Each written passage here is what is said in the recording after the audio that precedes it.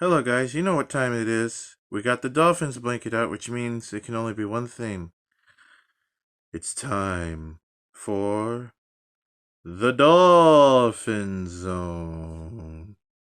Hello, everyone. Marcus here with the Dolphin Zone. On today's episode, I'm going to talk about the Miami Dolphins, and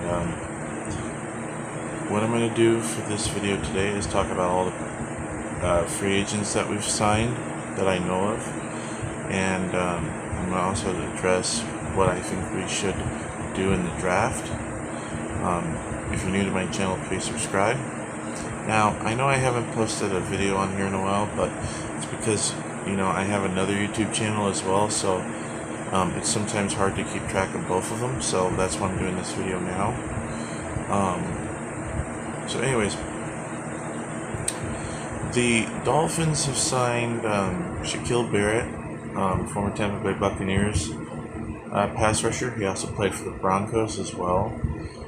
He's won 2 Super Bowls, and so, Chris Greer is bringing in more talent for the, Super Bowl talent. In addition to that, he's also bringing in a lot of under-the-radar kind of guys. I do like the Shaquille Barrett signing. It adds some depth to pass rush position, which is what we need. Especially Anthony Walker as well. He's another signing that I like, Anthony Walker. I think he could have some potential for us as well, especially on special teams. And then I'm going to save the best signings for last. But I think probably, bringing back Braxton Berrios, Isaiah Wynn, and Robert Jones were 3 of the largest moves that we did, and the smartest moves that we did. And in addition to all that, bringing back River Tradecraft as well is going to be a huge move for us as well. And being able to recognize that and being able to do that, that speaks volumes to what this team wants to do as a whole. The Dolphins have also signed Jonnu Smith, the tight end. I love that signing. That's going to give us another big play threat over the middle of the field.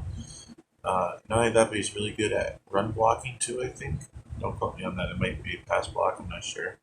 But I like that signing as well.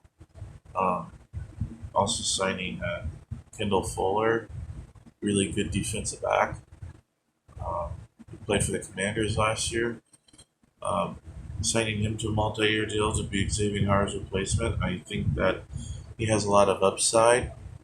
He's also a bit younger, I think.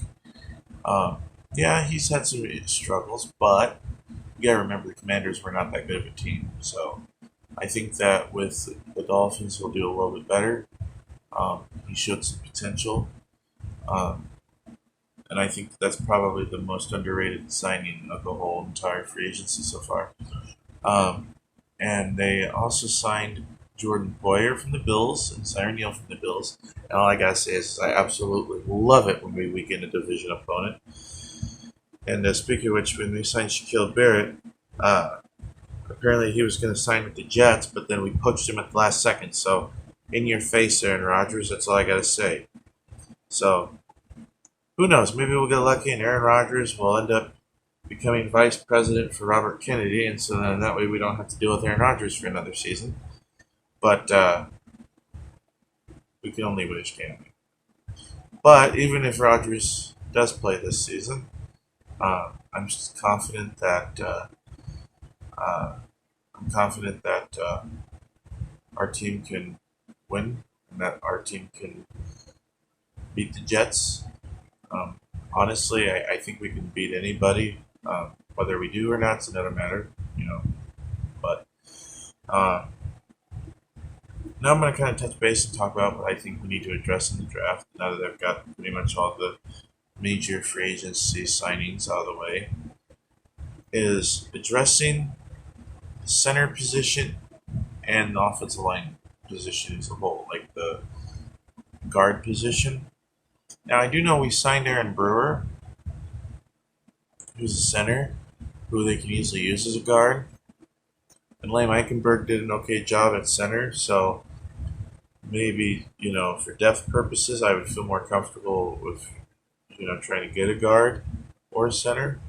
But I think Eichenberg can hold down the fort as a solid center. Not an elite center, but a good enough center for us to get by on. And actually, I don't.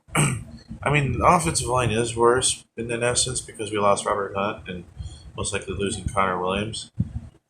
But considering what Tua has had to deal with, it's not as bad as some of the other offensive lines he's had to deal with. I will say that, especially with Austin Jackson, breaking through and doing good. So I think that the biggest thing that the Dolphins need to do in the draft is to draft a left tackle, center, and or a guard, or somebody who can play all three positions and is flexible. Somebody that you can develop. And in the first round, I would love to see the Dolphins, especially if they want to get a championship. In the first round, there's so many good players. One player that I think who could be available and who Miami could potentially move up a little bit in the draft for is Georgia tight end / wide receiver / utility player, Brock Bowers. Having him in that offense would just be crazy. Brock Bowers, Tyreek Hill, Jalen Waddle, Jonnu Smith, potentially Odell Beckham Jr. if he chooses to sign. And you got Devon Achane, Raheem Mostert, Chris Brooks. That, Tua Tagovailoa, that is going to be a very good offense. And I'm confident, too, that regardless of who's under center for us, whether it be Tua, Skylar Thompson, or Mike White, I think that with what we have in place, either one of those quarterbacks is more than capable of leading us. I hope Tua plays the whole year, but you never know with the NFL. NFL is unpredictable, so as a Dolphins fan, you kind of have to keep that in mind because you never know. Aaron Rodgers, nobody thought he would get injured, and he blew his knee in the first game, so you never know. Hope not, but and as much as I hate to say this, but if there's some solid quarterbacks left in like the 4th and 5th round and whatnot, I say we should draft one. Especially one that could potentially be a starter in the future. Because I look at it this way. You draft a quarterback, okay? And let's say Tua has a good year, okay? And let's say you're still not 100% sold on him and you don't realize that and you think that he's going to cost too much money and you're trying to build a contender. Well, if you have that quarterback that you develop, or if you go to Skylar Thompson, who I think is more than capable of being a starting quarterback, then you have options and you don't necessarily have to worry about sabotaging the team or panicking that you don't have an option, So I just kind of wanted to touch base with all that. So that's my 2 cents for this episode of the Dolphin Zone. Not only that, but Mike McDaniel, I've got to give that guy credit. He's a terrific coach, despite what people say. I know he kind of gives off that kind of a nerd and smarter than thou type mentality, but he's not that. He's not a dumb guy. He's a really good coach. So, anyways, with that being said, I hope you enjoyed this episode of the Dolphin Zone. Kind of wanted to touch base on all this stuff. And if you want to see more great videos about the Miami Dolphins, subscribe to this channel. And if you want to check out some of my older videos that pertain to Dolphins, you can subscribe to my other channel as well. But this is going to be the primary channel where I will post Dolphins videos. Um, so, uh, and if you're interested in coins and other interesting videos, and when like I said, you can subscribe to my other channel. Uh, I will flash an image of what my channel logo looks like right here, as well as the name of my channel right there as well. So, with that, so anyways, thank you for watching, and peace out, guys.